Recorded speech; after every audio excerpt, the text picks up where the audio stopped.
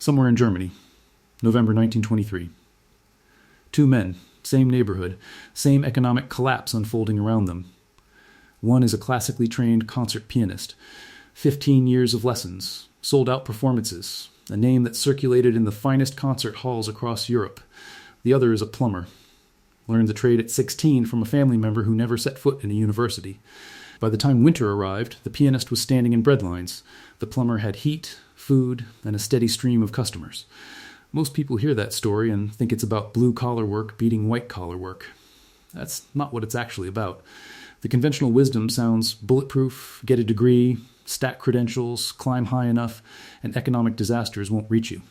The higher you rise, the safer your footing. It's the story we've been sold for decades. Here's what over a century of economic autopsies actually shows. Every major collapse in recorded history flipped that hierarchy upside down. Doctors driving cabs, engineers scrubbing floors, PhDs trading cigarettes for potatoes. But here's what nobody talks about. Hidden inside the labor data from Weimar Germany to Venezuela to post-Soviet Russia, there are 4 skills that didn't just survive economic collapses, they became more valuable because of them. And one of those skills isn't even a trade. Part 1. The repair economy. Why broken things create opportunity. Picture a small auto repair shop in Buenos Aires. December 2001. Argentina just defaulted on $93 billion in sovereign debt, the largest national default in history at the time. Banks are locked. ATMs are dark. The peso is about to lose 60% of its value in a matter of weeks. Middle-class families are banging pots in the streets. The mechanic inside that garage doesn't stop working. Before the collapse, he charged 50 pesos per hour. After the devaluation, still 50 pesos per hour. The number on the invoice hadn't changed. But in real terms, his services had become dramatically more affordable, and demand exploded overnight. Why? Because Argentines who had been trading in their cars every 3 years suddenly needed those same cars to run for another decade. A mechanic who could coax another 100,000 kilometers out of a 1995 Renault wasn't just a tradesman anymore. He was survival infrastructure. This is the first law of collapse economics, and it holds without exception. When people can no longer afford to replace things, the person who can fix them becomes essential. The economic data from the Argentine crisis confirms this. Formal employment in finance, retail, and professional services cratered. Meanwhile, skilled tradespeople, mechanics, electricians, plumbers, metalworkers held steady.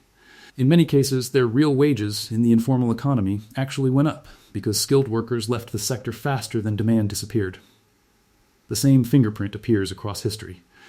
In Weimar Germany between 1921 and 1923, as the mark collapsed from 75 per US dollar to 4.2 trillion per dollar, institutional workers, clerks, bureaucrats, accountants became economically worthless faster than the currency itself. But tradespeople who kept the physical infrastructure running operated in a parallel barter economy that hyperinflation couldn't reach. A plumber in Berlin in 1923 wasn't paid in marks. He was paid in coal, bread, sausage, firewood. His skills bypassed the dying monetary system completely. Cuba's special period in the early 1990s tells the same story. After the Soviet Union collapsed and Cuba lost 80% of its oil imports overnight, the formal economy froze. But mechanics who could fabricate replacement parts from scrap metal became more valuable to the Cuban state than university-trained economists. The machines had to keep running. Only one type of person could make that happen. Here's the insight that changes everything about how you think about repair skills. Most skills are correlated with prosperity. They grow when the economy grows and shrink when it shrinks. Repair skills are the opposite. They are counter-cyclical. The worse things get, the more broken things accumulate, and the more desperate the need becomes. In financial terms, a repair skill is a long position on economic dysfunction, and dysfunction is always available. The Bureau of Labor Statistics data through 2024 confirms this isn't just historical nostalgia. HVAC technicians are projected to grow at 8% through 2034, electricians at 9%, solar panel installers at 48% over the next decade. These aren't just growth industries, they are resilience industries. The pipe is either fixed or it isn't. You can't outsource that to a server farm. Part 2. Monetary translation, the most dangerous skill in history. Buenos Aires, 2011. On the corner of Florida Street, men stood on the sidewalk, whispering a single word to anyone who passed. Cambio. Exchange. They were called arbolitos, little trees, because they stood still and waited, like trees, for customers to come to them. Informal dollar traders, operating in open defiance of government currency controls. They bought US dollars at the black market rate and sold them at a premium. The gap between the official rate and the real street rate sometimes exceeded 60%. These men had no formal education in economics. Most held no qualifications at all. What they had was something worth far more: the ability to read price differentials between two parallel monetary systems in real time and exploit the gap between them. They were practicing the oldest and most powerful financial skill in human history. Here's the pattern that repeats across every collapse. Every economic collapse creates a dual monetary reality. The official system, dying, state-enforced, visible. And the real system, informal, adaptive, parallel. The gap between them is where fortunes are made and lost. And the person who can operate fluently in both worlds, who understands the exchange rate between the collapsing currency and whatever has replaced it as a real store of value, holds a form of economic power that no hyperinflation can destroy. In Weimar Germany, the people who captured value earliest weren't foreign investors buying cheap German assets. They were German currency brokers operating in the gray market, individuals who understood the mechanics of exchange between the mark and the foreign currencies replacing it. They facilitated transactions between desperate ordinary Germans and the emerging parallel economy. The Reichsbank couldn't shut them down, because doing so would have stopped all commerce. Lebanon, 2019 to 2023. The Lebanese pound collapsed from 1,500 to the dollar to 89,000 to the dollar. The entire banking system froze. An entire middle class was financially wiped out. But informal currency exchange operators, deeply embedded in Lebanese commercial culture, kept functioning throughout. They were the capillaries of the economy when the arteries had hardened. Zimbabwe 2007 to 2009, Venezuela 2016 to the present. The same story, different faces. In each case, the people acting as translation nodes between parallel monetary systems, who could price a deal in multiple currencies simultaneously, were the lubricant keeping commerce from seizing entirely. Here is the deeper mechanism. When a currency collapses, what's really happening is that the official price signal, the system through which an economy communicates value, is being destroyed. Prices in the dying currency become noise, not signal. But people still need to buy food, pay rent, and compensate workers. What they desperately need is someone who can translate between the dying signal and the emerging one. The monetary translation skill isn't illegal. The knowledge isn't secret. What makes it rare is that almost nobody studies it before they need it. If you can understand how prices are being set in a parallel monetary system, read the real exchange rate between what's dying and what's replacing it, and help others navigate that gap, you're not just surviving a collapse, you're providing the most critical economic infrastructure it has. Part 3. The knowledge that cannot be inflated away. Moscow suburbs, summer 1992. The Soviet Union had been dead for 8 months. Store shelves were bare. Inflation was running at 2,600% annually. Government pensions were evaporating in real time. And yet 71% of Russian households had a dacha, a small plot of land outside the city, and they knew how to use it. By 1992, dachas were producing 92% of Russia's potato crop, 77% of its vegetables, 87% of its berries and fruit, 59% of its meat. Households operating on plots averaging between 600 and 1,500 square meters were producing more than half of the country's food supply. Russia did not experience a famine after the Soviet collapse. The reason is almost entirely attributable to one thing: household food production knowledge passed down across generations. You cannot repossess agricultural knowledge. You cannot freeze a bank account that holds fermentation skills. You cannot inflate away the ability to grow potatoes. But here is the distinction that history makes clear, and that most people miss entirely. It wasn't land ownership that protected Russian families in 1992. Urban professionals who had acquired dachas as status symbols in the 1980s but never learned to actually farm them were no more protected than their fully urban neighbors. The soil was there. The seeds were available. But without the practical knowledge of when to plant, how to manage pests without chemical inputs, how to can vegetables safely, how to cold store root crops through a Russian winter, the land was useless. Knowledge without practice is just theory. Practice without knowledge is just luck. The people who survived had both. The same pattern emerged in Argentina in 2001. When the formal economy collapsed, a national barter network emerged called the trueque, at its peak involving 6 million Argentines trading goods and services using locally printed credits.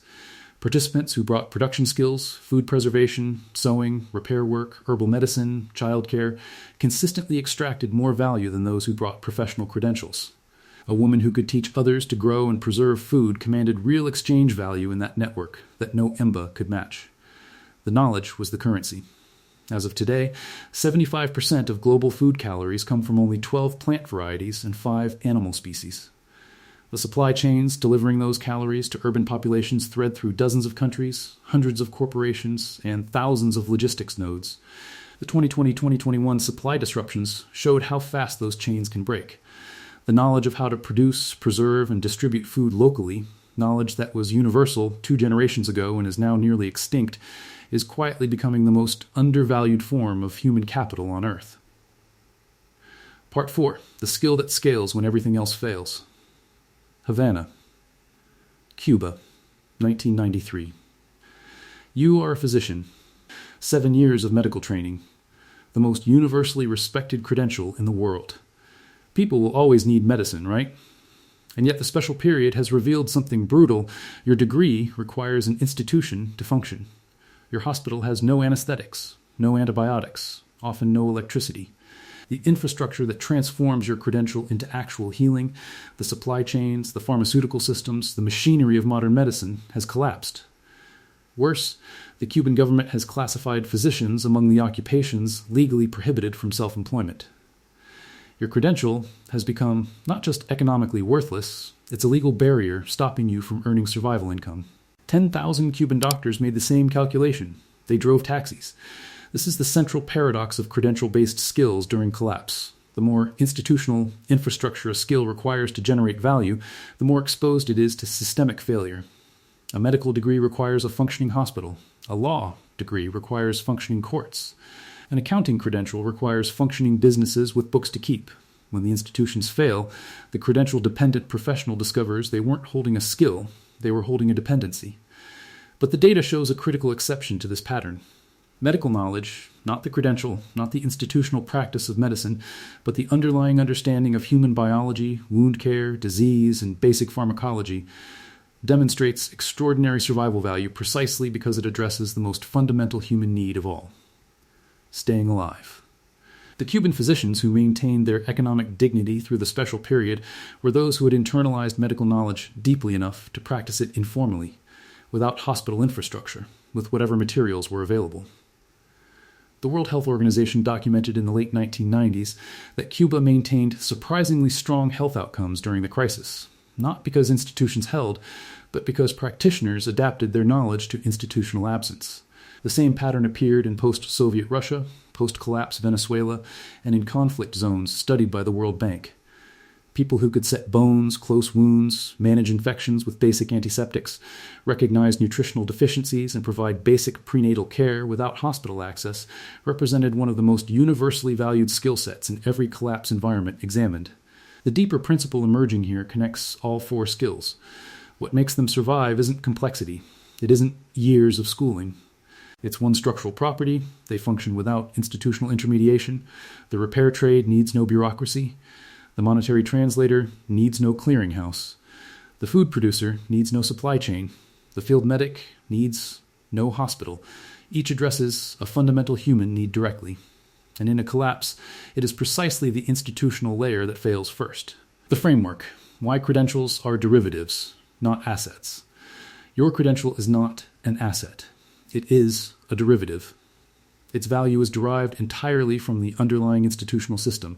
Harvard cannot give you an EMBA that functions when Harvard's institutional context doesn't exist. The Bar Association cannot give you a law license that means anything when courts are closed. These credentials are only worth something when the system that created them is also working. A skill that addresses a fundamental human need is not a derivative. It is the underlying asset itself. The Bureau of Labor Statistics data on employment across the 2001 recession, the 2008-2009 financial crisis, and the 2020 COVID shock consistently shows the same pattern. Skilled trades, maintained employment at dramatically higher rates than knowledge economy occupations. Not because trades are inherently more valuable in stable times, they often aren't, but because the institutional infrastructure they depend on is thinner and more resilient. A plumber doesn't need a functioning securities market to fix a pipe. A financial analyst does. And here is where the picture today gets genuinely uncomfortable. Research into AI-driven labor disruption increasingly focuses on routine cognitive tasks, precisely the credential-dependent knowledge work occupations that proved most vulnerable during historical collapses. The modern credentialed professional faces a simultaneous threat from two directions: technological displacement during stable times and institutional dependency during unstable ones. The most resilient portfolio of human capital is not the one that maximizes income when things are good. It is the one that retains exchange value across the widest range of conditions, good and bad. What history has actually been trying to tell you? Every collapse you've ever studied, from the Roman debasement of the denarius to Weimar wheelbarrows to the Lebanese banking freeze, follows the same sequence. Institutions fail, credentials evaporate, and the people who retain economic dignity are the ones whose skills address fundamental human needs without requiring the failed system to function. The repair trade is not the backup plan. For most of human history, it was the primary plan. The monetary translation skill is not speculation. It is the economic infrastructure of every transition between monetary regimes. Food production knowledge is not survivalism. It is the most consistently demonstrated form of economic resilience in recorded history. Medical knowledge that functions without hospitals is not alternative medicine. It is medicine as it was practiced for the vast majority of human history. You came into this video thinking about which skills are recession-proof. That's the wrong question. The real question is, which skills are institution-proof? The answer has been the same for 2,000 years, across every continent, in every language, under every monetary regime. It has been demonstrated by Russian dacha farmers, Argentine mechanics, Cuban physicians, Weimar carpenters, Lebanese currency brokers, and Venezuelan engineers who figured it out the hard way, after the system they trusted had already collapsed. The skills that survive every economic collapse are the skills that never needed institutions to begin with. This wasn't taught in school. But history has been teaching it everywhere else for a very long time. If this shifted something in how you think about value, resilience, and what actually matters, subscribe. We do economic autopsies here, so you don't end up as the next case study.